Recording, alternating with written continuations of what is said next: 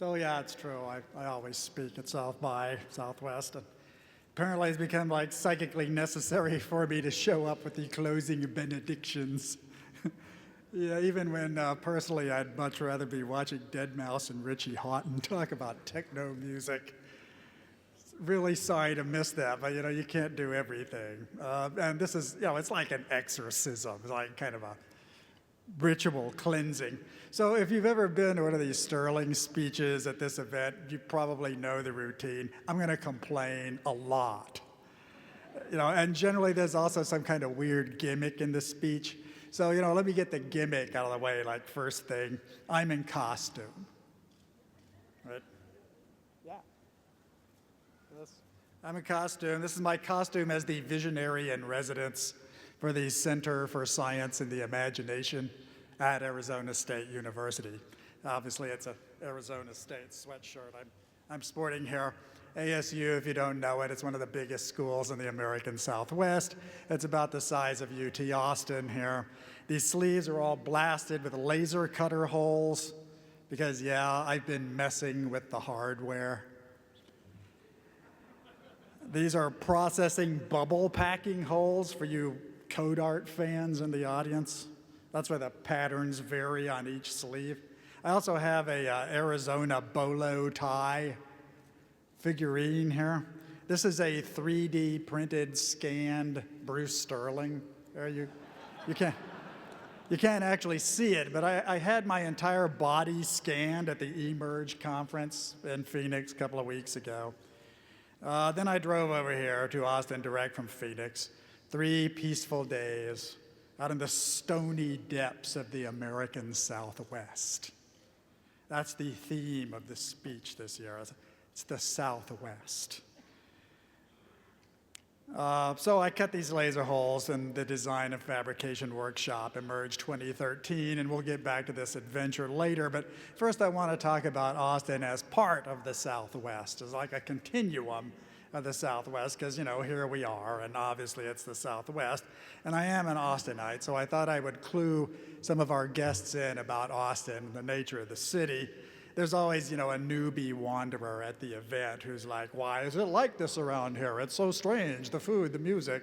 Okay, well, I lived in Austin before South by ever came to exist. So commonly, I'm like forced to do this old timer thing. Now, when people confront me about it, commonly they're anxious about the huge success of the event. It's like, oh, is it terrible that it no longer fits in your house?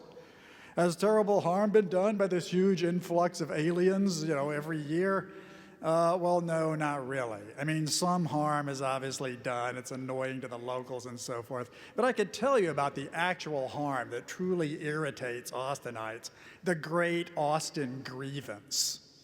And it's not a bunch of computer geeks at South by. No, the city got politically gerrymandered by the Texas right, so that this city, the left-leaning capital of the state, would have next to no political influence. Austin's political enemies just split the city up very cleverly so that any Austin congressional district can stretch all the way to the Gulf of Mexico or even to Mexico. So what you got here in Austin is like a blue pond and a red sea. It's like a West Berlin. Austin is under constant cultural siege. Every Austinite knows this in their bones. They know that if they ever stop being weird, they will be Dallas in 30 days.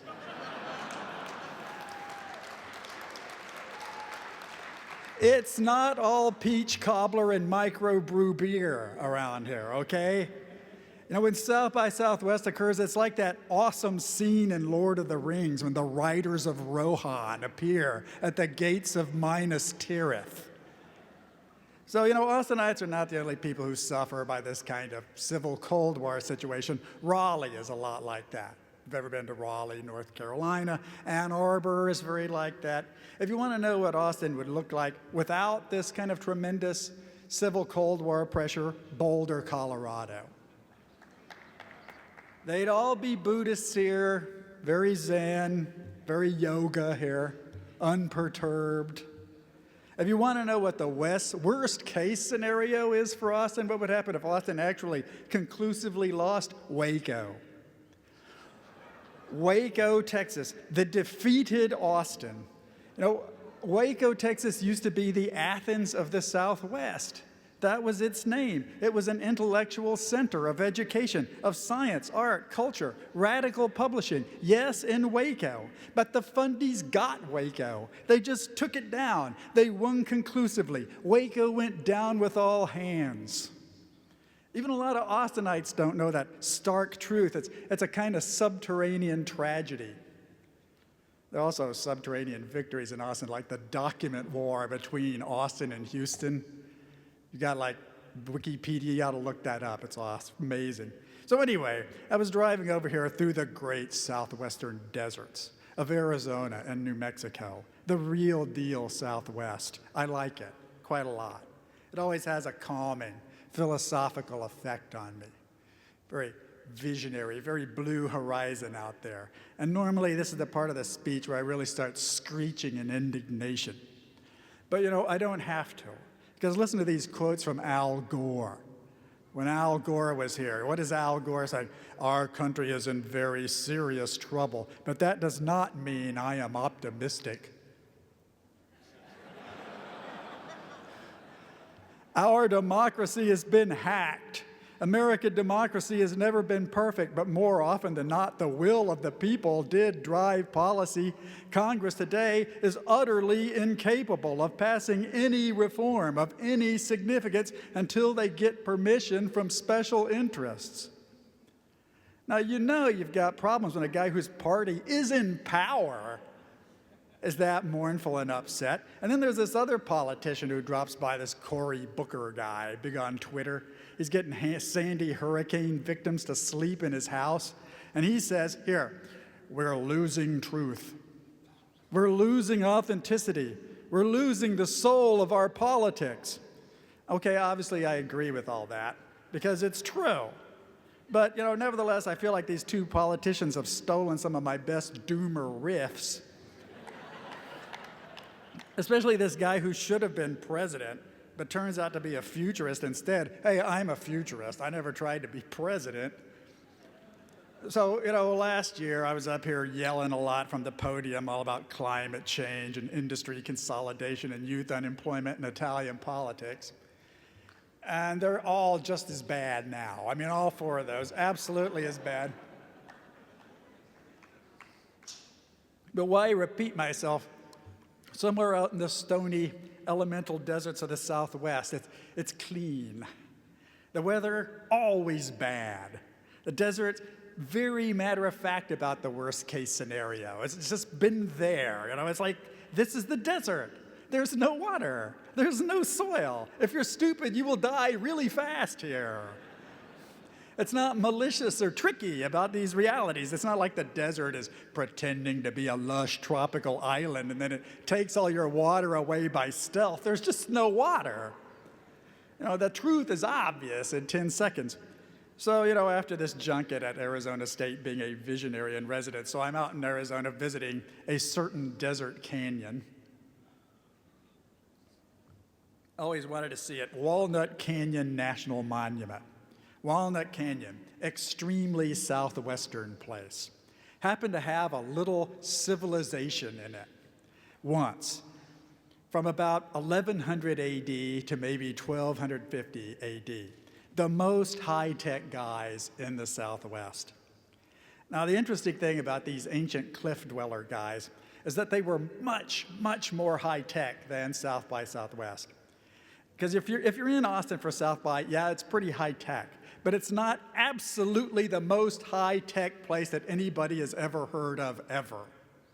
But if you're in Walnut Canyon in 1150 AD, these guys are totally amazing. They've got like canals, stone buildings, advanced ceramics. They are so far ahead of everybody they know. They are absolutely the smartest guys anybody has ever heard of.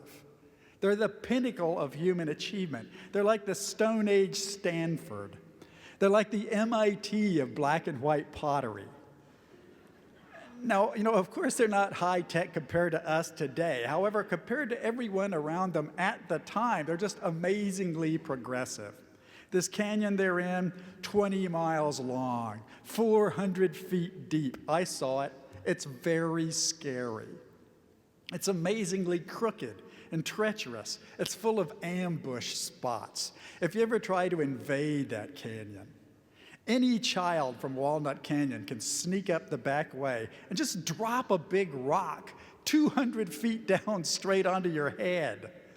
These narrow cliff trails are just tremendous barriers to market entry. The bravest warrior, Geronimo would not try it. Crazy Horse would think twice. People in the tech world, they're always bragging about their ecosystems. These Walnut Creek guys, they have an actual ecosystem in there. There's like 175 different kinds of herbs and plants, all kinds of hallucinogens, cure-alls. Their worst problem is actually their best advantage. They've got no water, but they hacked it. It's a desert. There are tremendous droughts. So in response, they just make these big ceramic pots, and they fill them up with snow. And they just hold on to it while everyone around them dies of thirst. They've got urban water tanks in their little cliff community. Whenever it rains, they just run out and top off all the jars. They've got cloud storage in there. Imagine you're some desert nomad, everyday Native American guy, and you stumble across people who can do this. They're not like you. You have to follow the herds all the time. They can actually store water. They don't even have to move. They don't have tents made of skin. They've got solid stone houses. You can make stone arrowheads, but these guys make big stone building blocks. They got all kinds of cool features in there. They've got like an eBay worth of stuff. Looms, carpets, deerskin sandals, cornmeal, tortillas, peyote, kachina dolls, anything you can imagine. They've even got seashells from Texas and parrots from Mexico. They're living in this waterless death trap, and that's why they're the richest, most intelligent, best organized people for hundreds of miles in every direction. They've really just got it made. And yes, the moral here is that you're a lot like that. Only they managed to pull that off for 150 years, and you're only 26 years old. If I was going to compare you to the Sinagua people of the Southwest, we'd have to imagine this is South by Southwest 150. Now there's a further twist because these cliff dwellings have been abandoned since the year 1250 AD, and the ruins still look great.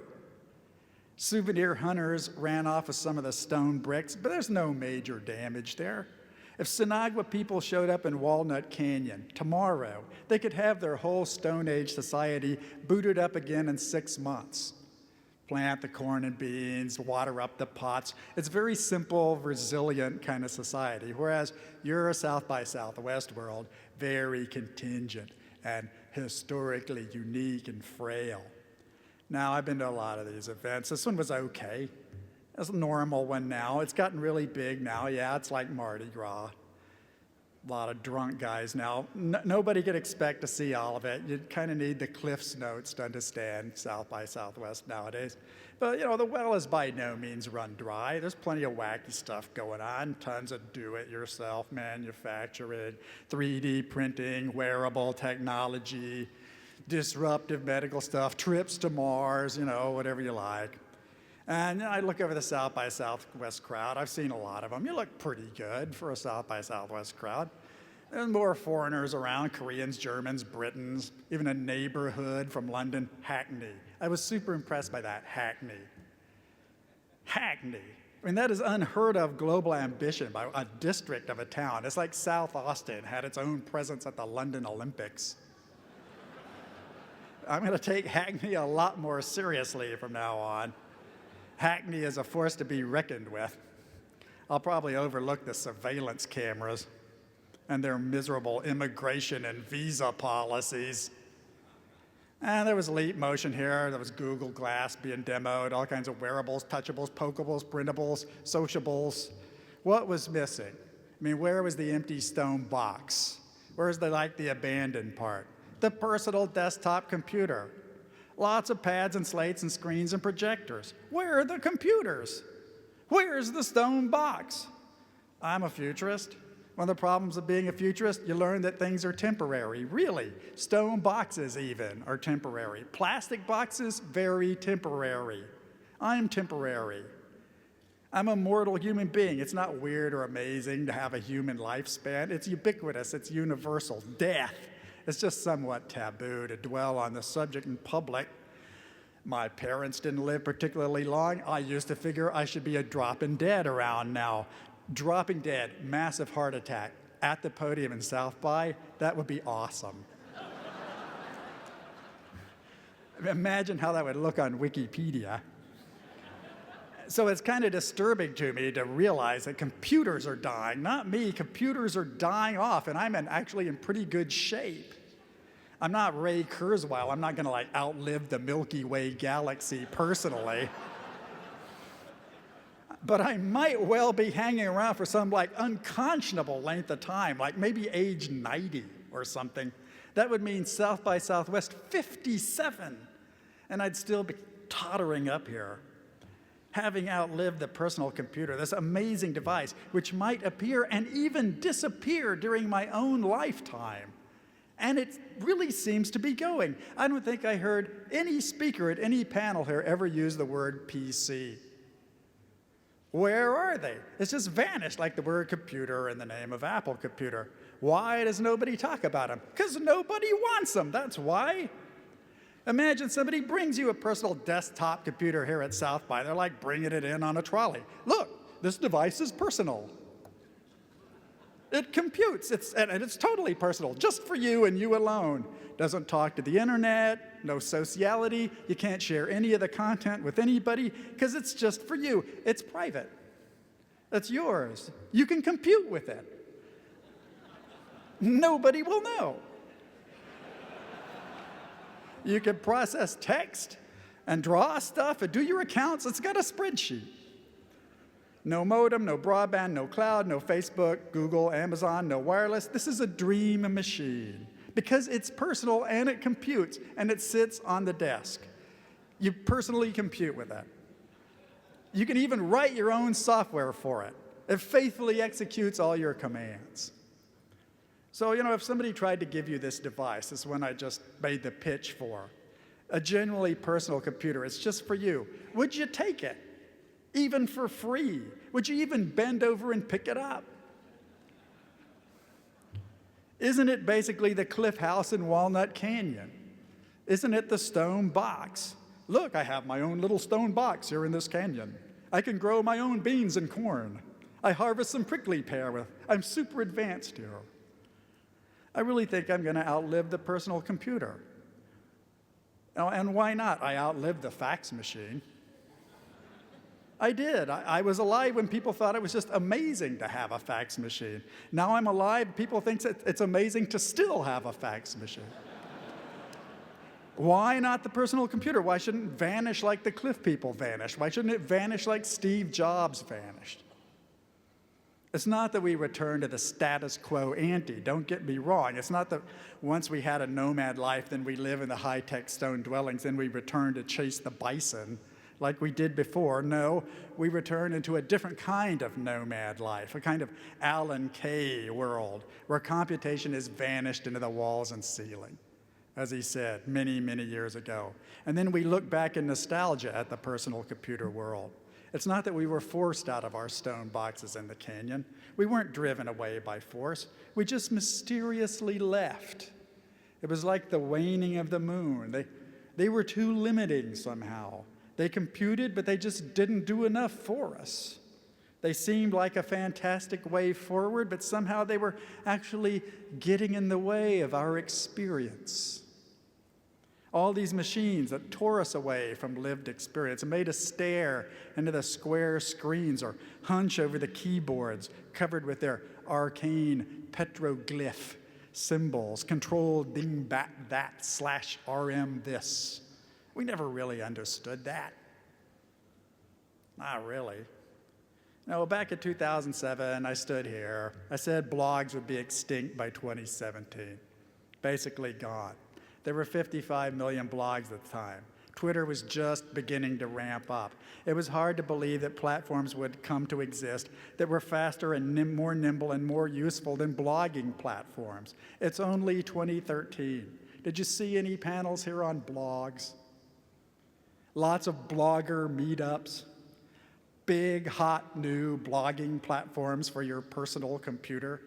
Lots of added innovative features. Where are they? Crickets chirping.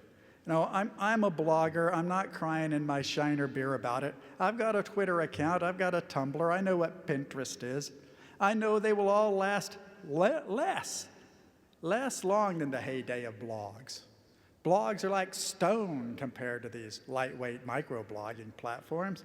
It doesn't mean that Tumblr goes away and the blogs return. It means that those who live by disruption die by disruption. It means those who live by disintermediation die by disintermediation. The fireborn are at home in fire. So I'm not going to cry about blogs perishing. They're like stand-up comedy.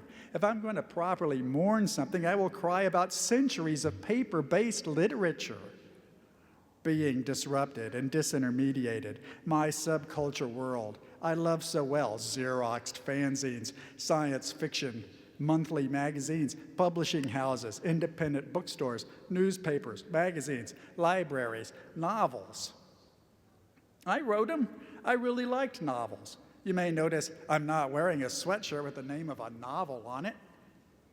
I've got a sweatshirt from a Think and Do lab. It's fragile. It's full of laser holes. As it happens, I recently wrote a new novel. Funniest novel I ever wrote. It's an e-book. You can go and look for it if you want. It doesn't make much difference if you do or not. We just don't live in a world where novels can be important in the way that novels used to be important. Nobody reviews them. There are no paper periodicals that talk at great length about paper novels to people who spend their lives reading paper. The bookstore chains have been disrupted. They are collapsing. I'm a novelist. I myself don't go into bookstores very much now. They've become archaic, depressing places. They are stone cliff houses. They are half abandoned. If I don't go in there, certainly my readers are not going to go in there. I know where the readers went. They're all on the internet or in social media, just like me. I'm super active on Twitter. I don't write fiction on Twitter. I scarcely refer to my novels or fiction on Twitter. My Twitter followers, they're not fans of my fiction writing. The people who follow me on Twitter are mostly designers, developers, scientists, and activists. That's who they are. I follow some novelists on Twitter. I certainly wouldn't want to follow people who are only novelists. I would never understand what was going on in real life. Now, most of you in here aren't novelists. I'm not complaining that novelists are disrupted and are very badly off, although we are. What I'm telling you is that you're more disrupted. You are worse off. Whatever happens to musicians happens to everybody, including you. People like to say that musicians reacted badly to the digital revolution. They put a foot wrong. What really happened is that the digital revolution reduces everybody to the state of musicians. Everybody. Not just us bohemian creatives, but the military, political parties, the anchor stores and retail malls, academics subjected to massive open online courses. It's the same thing over and over. Basically, the only ones making money are the ones who have big legal stone castles surrounded with all kinds of regulatory thorns, meaning the sickness industry, the bank gangsters, and the military contractors. Gothic high tech. If more computation and more networking was going to make the world prosperous, we'd be living in a prosperous world. And we're not. Obviously, we're living in a depression. I'm a cyberpunk writer. I wanted to write a kind of visionary, futuristic science fiction that was tied into real-world tech developments. I learned how to do that. I did it. I did lots of it. But it was one of those situations where the operation was a success and the patient died. The world's extremely cyberpunk now, but the science fiction genre, this particular form of a countercultural literature with its paper support structure of fanzines and conventions and specialty bookstores, it was a casualty. If you really want to be involved in futuristic tech development, if you're sincerely interested in it, why don't you just do it? Why write fiction about it? Just involve yourself in it. Network with the people who are doing it. It's not hard. Why write a novel about it? It's like writing an opera about it. So I'm in a situation now where I have more influence on tech development than I ever did. The fact that I'm standing here proves that. So why don't science fiction writers write like their vast rambling trilogies about, say, Google Glass? Super interesting thing. I could write fiction about Google Glass. For a novelist, I know rather a lot about it. Obviously, I'd much rather just try one on. Of course, I'd much rather try one on. Forget curling up on the couch with a book about the subject. Why? Just leave the stone box, put on the glass, and run around outside. It's pretty clear. Run around with the timeline cards and the bundles and the system options and the custom options and the share entities and the share targets and the subscription and the updates on the Google Mirror API. I understand that. Just go ahead, Larry and Sergey. You don't scare me. I read Verge, I read TechCrunch, Rhizome, Creators Project, Hyperallergic. Why would anybody read a novel about Google Glass? You could write one. It's not impossible. I've written a lot of science fiction about head-mounted displays. But it's clear that nobody's going to be reading novels on Google Glass. How could you? A novel would violate the design principles of visual images that show up on a network, get a quick, emotional, social response, and then vanish. Google Glass is just not a platform for literary expression. It's a platform designed for shared visual experience in near real time and verbal communications with a search engine that has voice recognition. That's what it's for, and those are okay things to do, but they're just not paper-based analog media. They're like nowhere near it. They're electronic, they're participative. So if somebody's wearing glass, they're not reading Bruce Sterling novels. They might be checking out my Tumblr, because I started a Tumblr this year. I quite like Tumblr. It's pleasant to see this lightweight microblogging platform that can just obliterate blogs. As I was saying here 6 years ago, I like it that Tumblr is full of expressive young people who aren't exploited by the sinister privacy threats posed by Facebook, Google, Microsoft, Apple, and Amazon. People on Tumblr are not livestock trapped in the data mines of the stacks. Swell, and that's great and so forth. But whenever I engage with Tumblr, there is an opportunity cost. I'm communicating with images, something I'll probably never do very well. I'm not writing fiction, which is my profession, where I've had a lot of practice. Now, I could probably go to Wolfram Alpha and have this situation put into a neat, direct equation. How many hours spent with Google Glass result in hours not spent in bookstores? How many bookstores close as a direct ratio of hours spent with electronic devices? I'm sure there's some direct relationship there, and it's not a dark conspiracy. I happen to be quite the Google Glass fan. In fact, I'm even becoming something of a Sergey Brin fan. I never paid much attention to Sergey before, but after Google Glass, Sergey really interests me. He's filling the aching hole, the grievous hole in our society left by the departure of Steve Jobs. With Jobs off the stage, Sergey's becoming very Jobsian. He wears these cool suits now. He's got much better taste in design than he did. He's got these Google X moonshot things going on. They're insanely great and so forth. I hope Sergey's not taking a lot of acid and living off vegetarian applesauce. But other than that, well, we have this American tech visionary millionaire who's a Russian emigre. It's fantastic. There's something very post-Cold War, very genuinely 21st century about that. It's sort of super. Sergey's like my favorite out-of-control one-percenter mogul guy right now.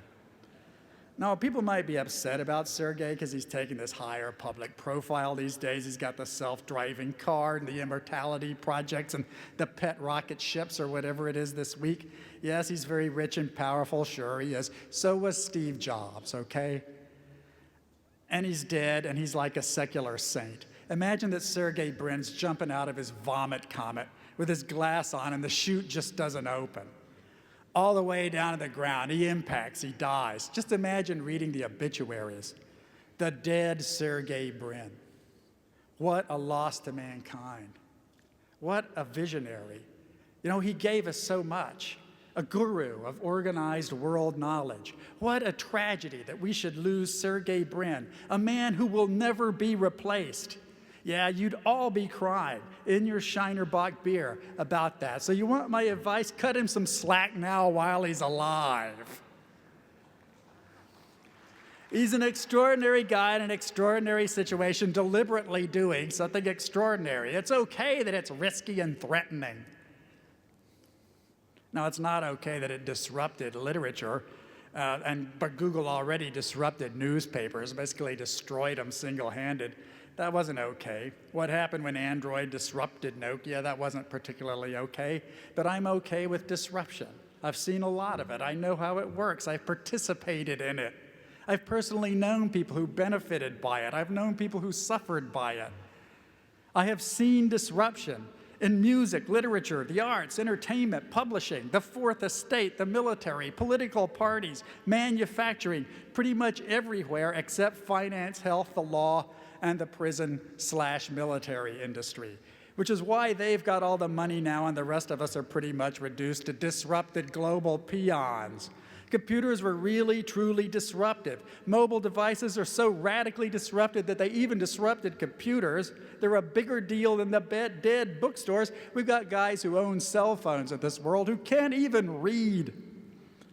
And I'm very intimate with this spectacle. I'm very keen on all its little ins and outs. The thing that bugs me about your attitude toward it is that you don't recognize its tragic dimension.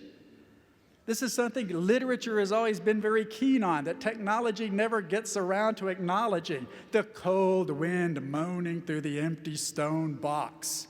When are you going to own up to it? Where are the Dell PCs?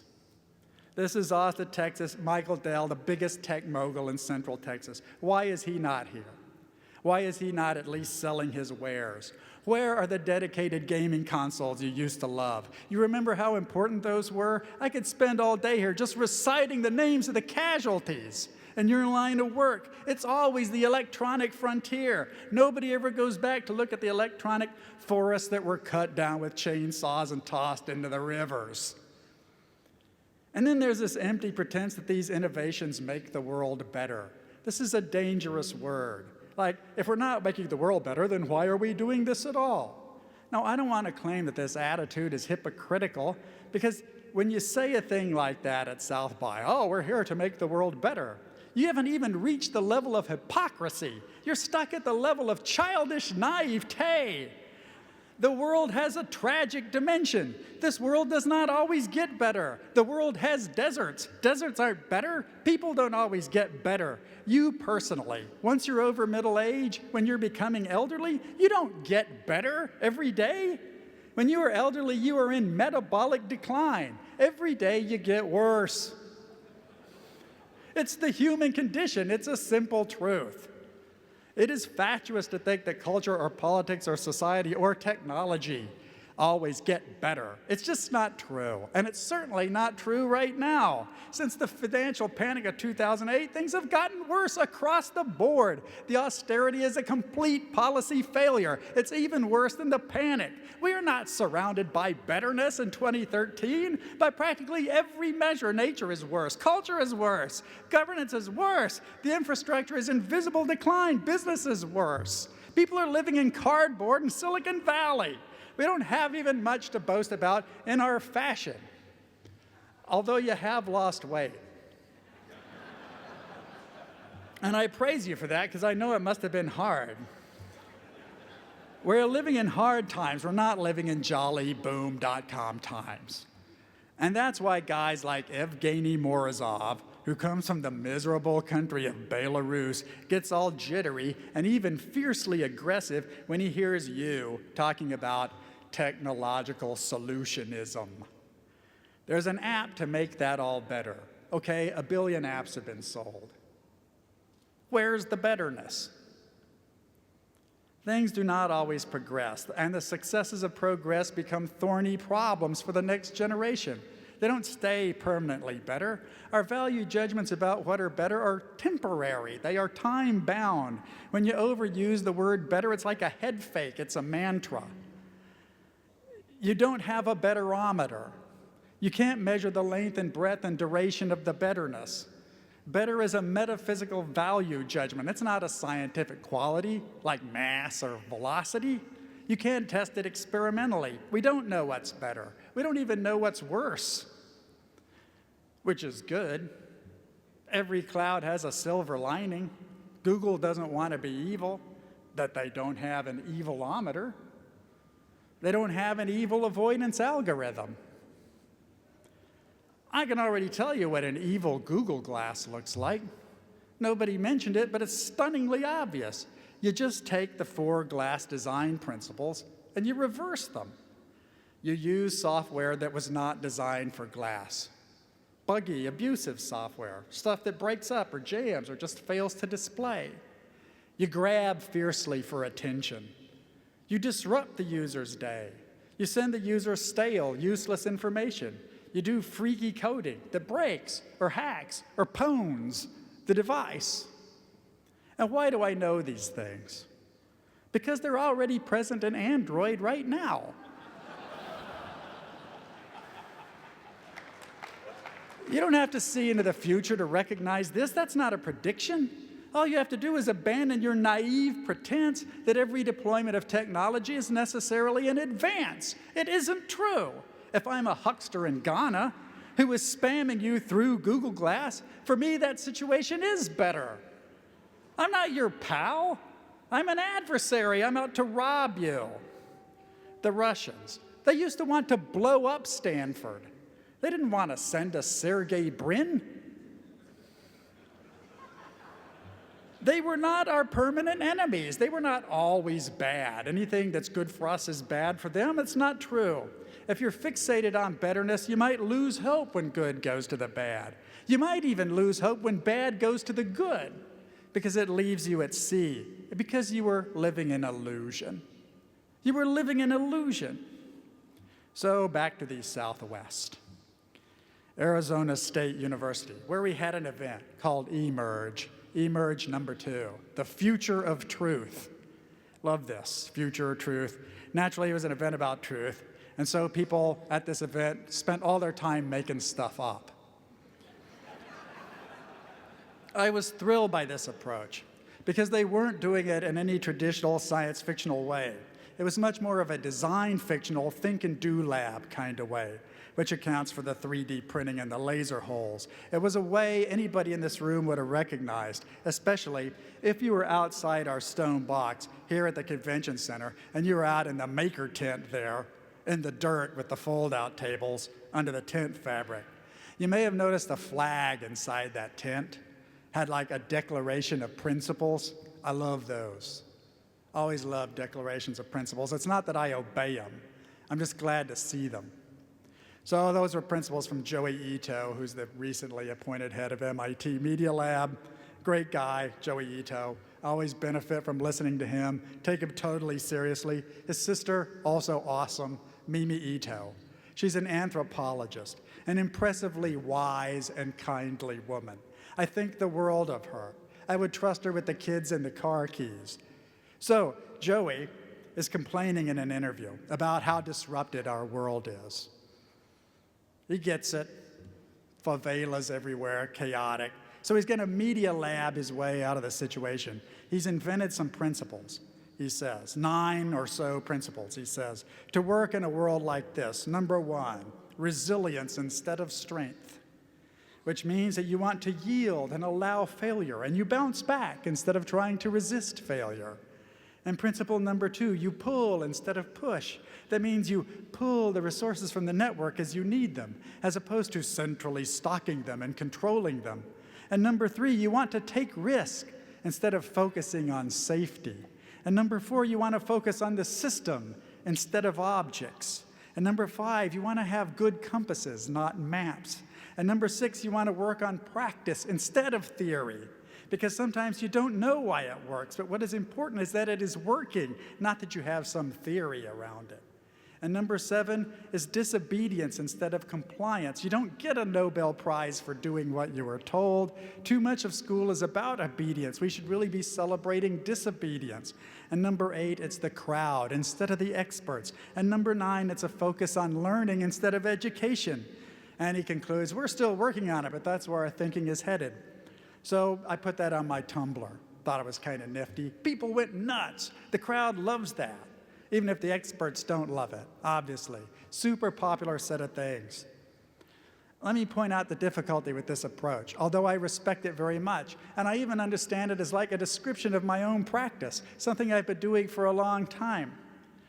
What's the problem there? The problem is that it intensifies the churn. It doesn't cure it or stop it or help it. It's creating part of the problem. A world in which everybody did that would be 100 times more disturbed than it is right now. And the ASU eMERGE event had those problems too, mostly because it was doing the exact same thing, just in a slightly different vocabulary. And it had the benefits.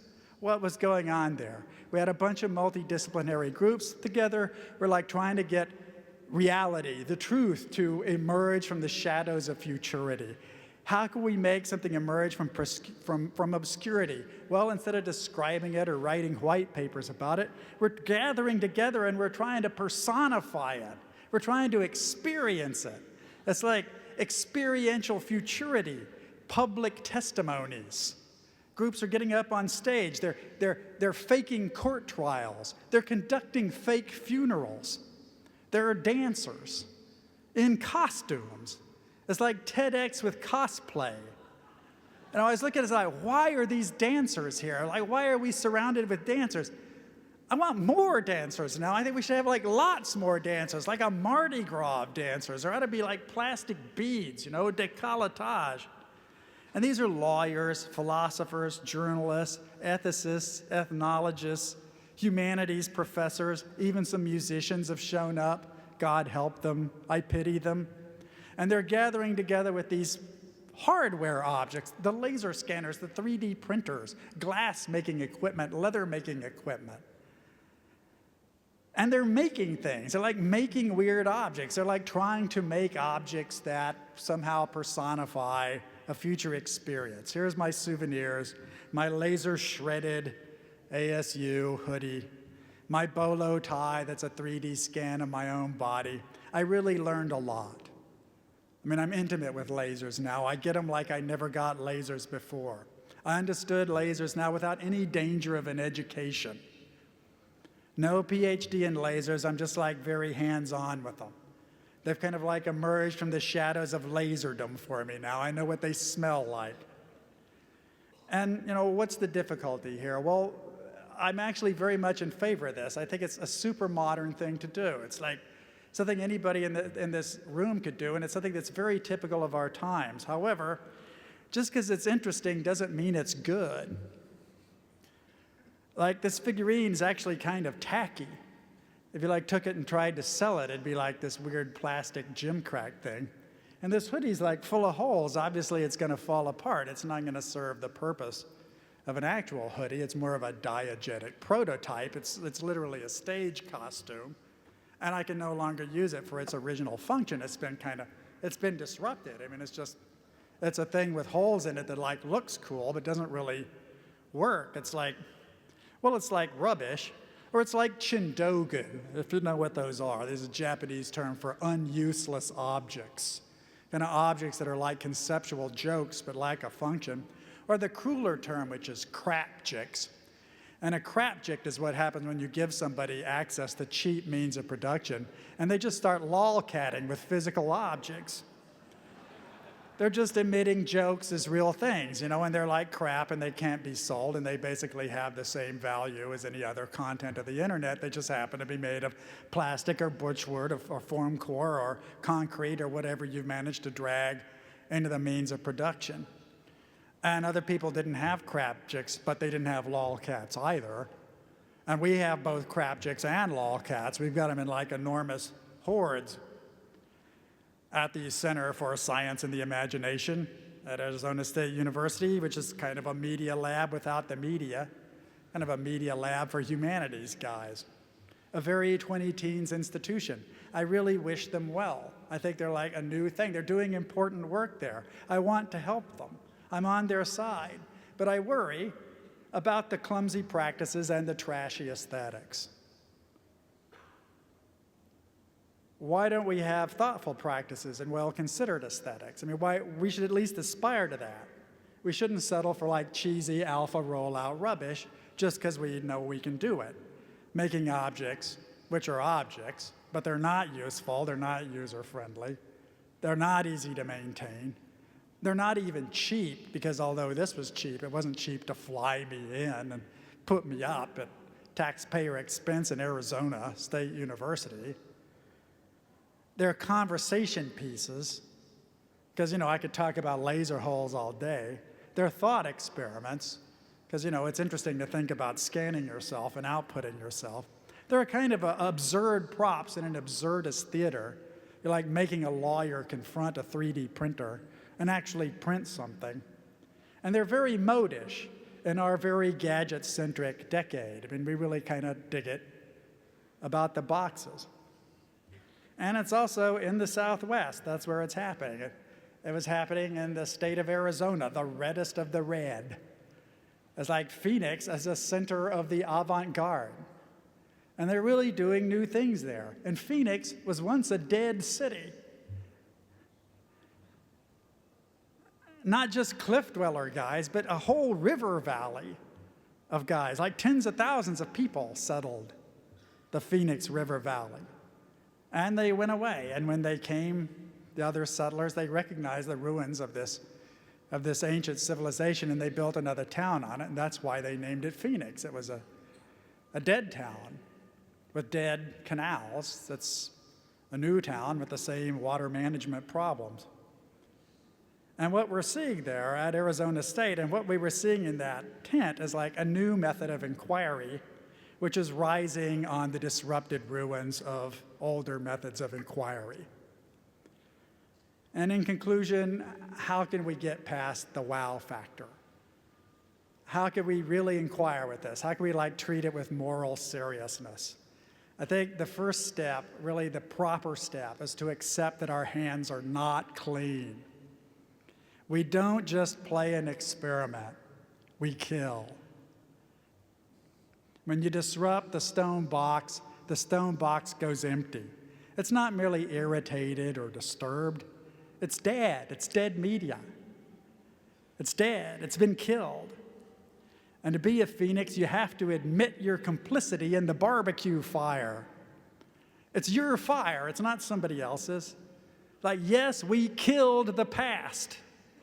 We didn't pull the trigger on it directly, but it died for our benefit. It died through things we did. Own up to that. Own up to that. Yes, we burned it up. No one is historically innocent. Yes, we are carnivores at this barbecue. Yes, it died. We roasted it. We ate it.